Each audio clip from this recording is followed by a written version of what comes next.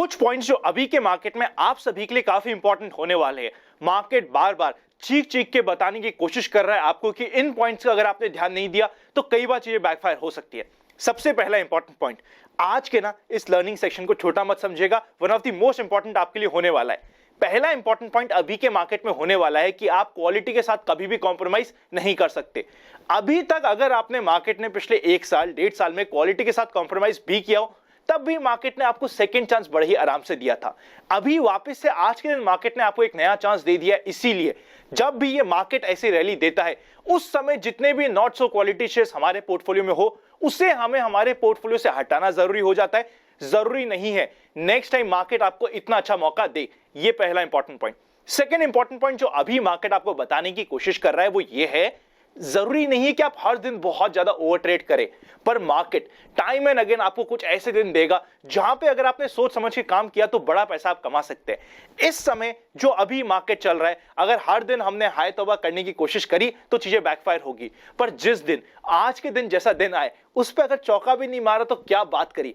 अगर आपने इससे पहले पेशेंस रखा होगा पिछले 5 दिन 7 दिन, तभी आज वाले दिन में आपने बहुत अच्छे से पैसा कमाया होगा। ये इंपॉर्टेंट होने वाला है आने वाले समय के लिए भी। आई होप ये दोनों इंपॉर्टेंट पॉइंट आपके लिए इंटरेस्टिंग होने वाले हैं। मेरा नाम है अनंत Ladda, CFA CA CFP LLB। चलिए शुरू करते हैं अनंत का फंडा का पहला पार्ट, जिसका नाम है मार्केट टुडे। सबसे पहले इंडेक्स के ऊपर नजर डालते हैं। मतलब नजर डालते ही दिल गार्डन गार्डन हो जाता है। सेंसेक्स 0.73% पॉजिटिव रहा, निफ्टी 0.78% पॉजिटिव रहा, बैंक निफ्टी 1.67% वापस से फायर किया।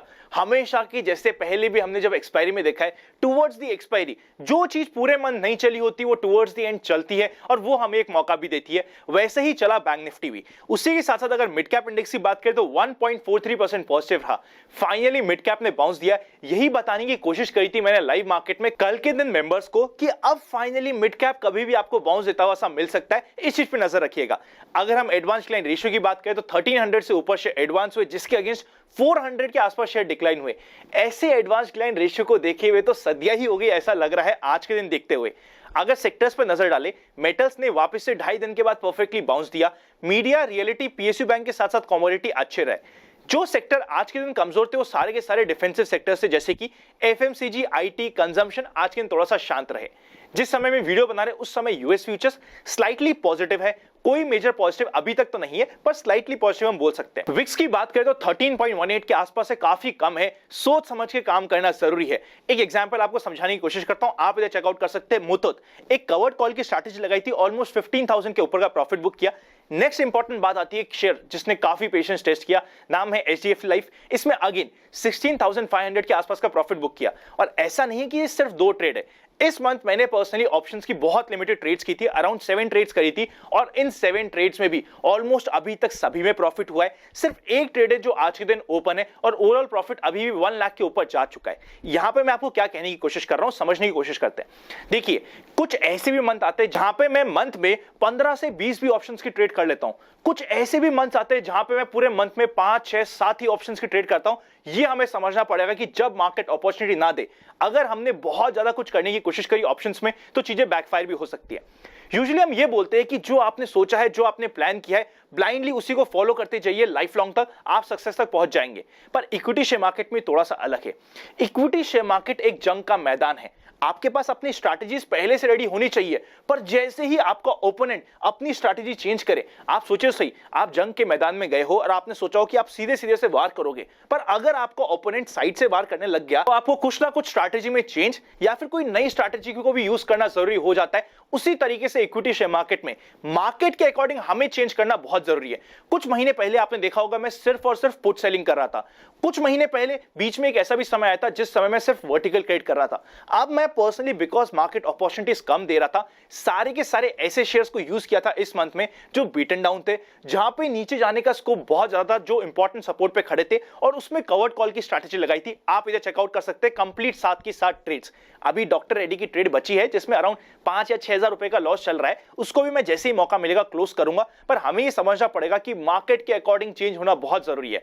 एक कंप्लेन भी मुझे काफी ज्यादा फ्यूचर ऑप्शन लर्नर से मिली कि अनंत, इस मंथ आपने बहुत कम ट्रेड करी। मेरा पर्पस यहाँ पे आपको ब्लाइंडली डेमो ट्रेड्स देना नहीं है, मार्केट के अकॉर्डिंग चेंज होना, मैं पर्सनली कैसे स्ट्रैटेजी फ्रेम करता हूं वो इंपॉर्टेंट है। मेरे लिए ज्यादा इंपॉर्टेंट होता है कि मैं प्रॉफिट कमाऊं, ना कि मैं ट्रेड करूं। आप सोच लीजिए आपके लिए क्या इंपॉर्टेंट है। अब बात करते हैं निफ्टी की।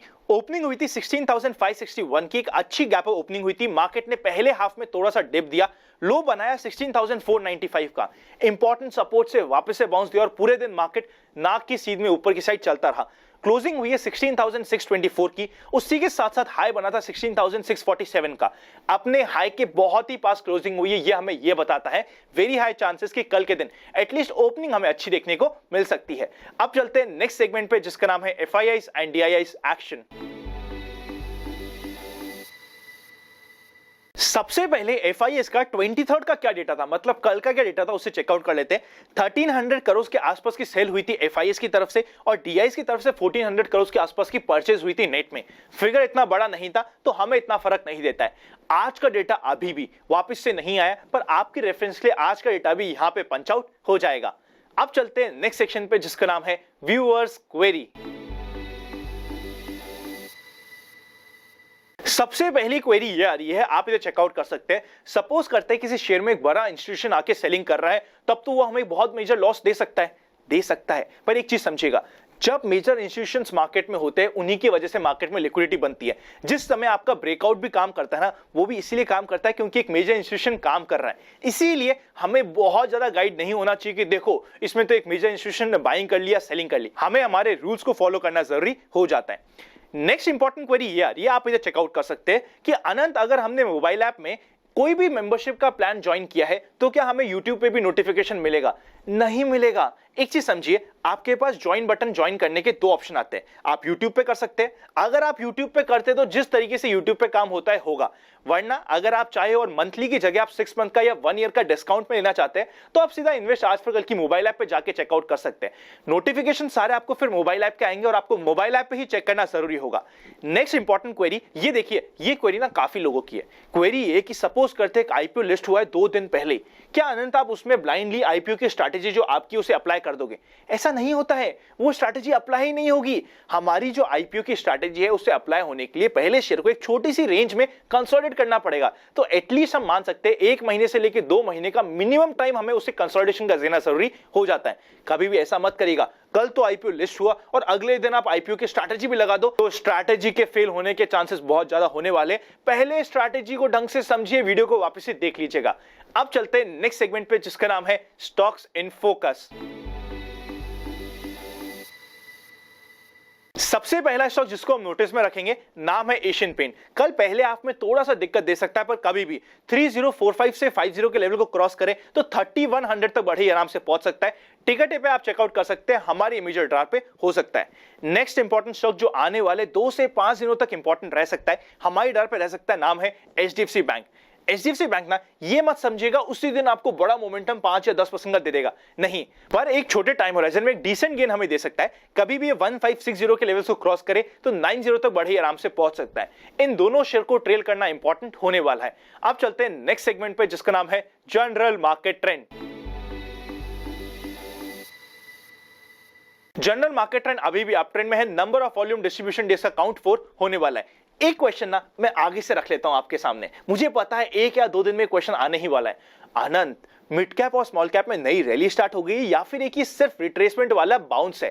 देखिए अभी तक ये सिर्फ रिट्रेसमेंट वाला बाउंस है, जैसा हमने लास्ट वीक भी बात करी थी।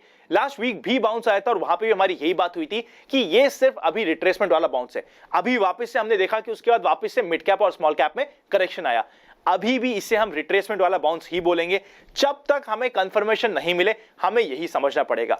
इस समय मार्केट में स्टॉक स्पेसिफिक होना जरूरी है। अगर बहुत ज्यादा ओवरडू करने की कोशिश करी हर एक दिन पे तो चीजें बैकफायर हो सकती है। अब चलते हैं फाइनल सेक्शन पे जिसका नाम है एक्सपेक्टेशंस फ्रॉम टुमारोज मार्केट। सबसे पहले कॉल का high super interest 16,800, second high super interest 17,000 और थर्ड हाई सुपर इंटरेस्ट 16,700 पे। मेजर रेजिस्टेंस 16,750 से लेके 800 की रेंज में होने वाला है। इस लेवल पे काफी अच्छी कॉल राइटिंग भी हो रखी है।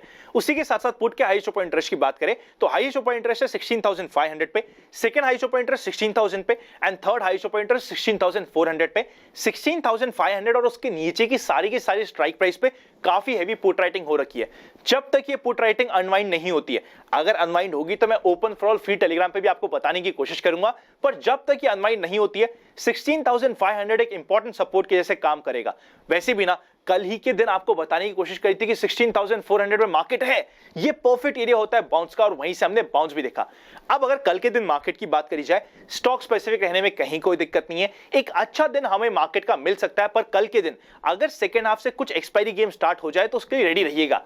परसों ही है वीकली और मंथली एक्सपायरी भी, तो इसीलिए इस बार एक्सपायरी ड्रामा थोड़ा सा ज्यादा हो जाए तो मेजर शॉक में मत आइएगा। उसी के साथ साथ ना अगर आपकी बहुत ज्यादा ऑप्शंस की पोजीशंस खाली है तो धीरे धीरे उसे रोल ओवर करना कोशिश कर दीजिए। अगर कोई एक ऐसी पोजीशन है जिसमें अभी तक आपने पेशेंस मेंटेन किया था तो एक दिन और मेंटेन कर दीजिए। होता क्या है, एक ऐसी पोजीशन जो अभी तक बहुत मेजर लॉस में होती है, यहां पे मैं सिर्फ ऑप्शन सेलिंग की बात कर रहा हूं। अगर आपने ऑप्शन बाइंग करी है तब तो आपको कोई भी नहीं बचा सकता, पर अगर आपने ऑप्शन सेलिंग करी है, आप लॉस में थे पर अभी तक आपका स्टॉप लॉस सेट नहीं हुआ था, अभी तक आपने किसी ना किसी कारण से पेशेंस रख लिया था, तो एक या दो दिन में कई बार रिवर्सल मूव भी आ जाता है, तो अकॉर्डिंगली काम करना जरूरी हो जाता है। मिलेंगे नेक्स्ट वीडियो में, तब तक happy investing and I will see you very soon.